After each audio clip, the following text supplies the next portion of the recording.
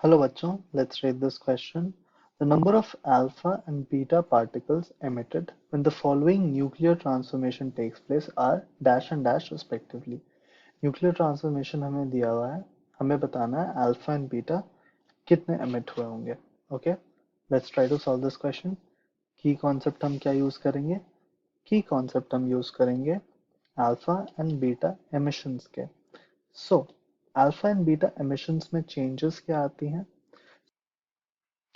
So alpha mission में क्या होता है कि अगर हमारे पास कुछ एक्स एलिमेंट है जिसका एटॉमिक नंबर z है एंड मास नंबर m है, this changes into atomic number z -2 and mass number -4. So mass number में 4 यूनिट्स का डिक्रीज एंड z में 2 यूनिट्स का डिक्रीज. इसके साथ हमारे पास to balance the reaction we get this.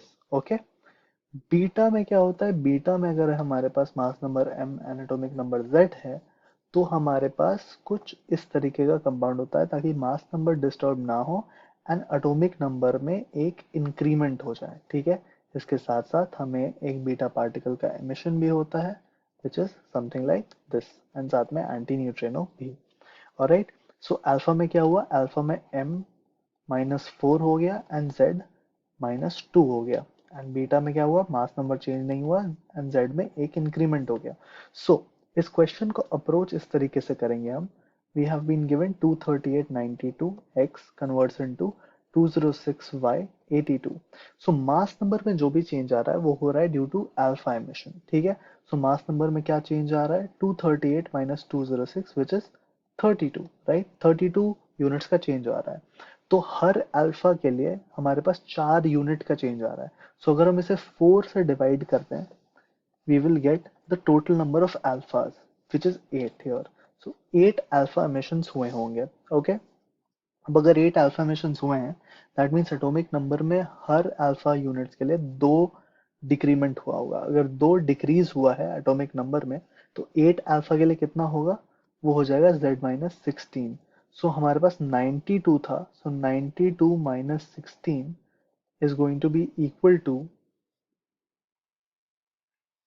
ये कितना हो जाएगा हमारे पास? 76 हो जाएगा. ठीक है, so we have 76. All right, so let's say that ये कुछ इंटरमीडिएट एलिमेंट बना, इसको हम लोग k मान लेते हैं. तो इसका एटॉमिक नंबर हुआ 76 and mass number we have 206. अब यहाँ से फिर हम बीटा एमिशंस हो रहा है जिसके कारण y जो है वो mass number 206 and atomic number 82 हो गया.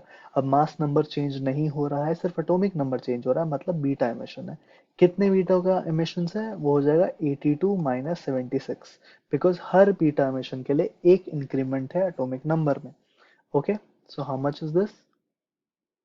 82 minus 76 is 6. So 6 beta emissions are taking place here. ठीक है, I hope आप सभी को समझ में आया बच्चों. Final answer is going to be 8 alpha emissions and 6 beta emissions. ठीक है, so this is how we solve this question बच्चों. I hope आप सभी को समझ में आया हो. Thank you very much. All the best.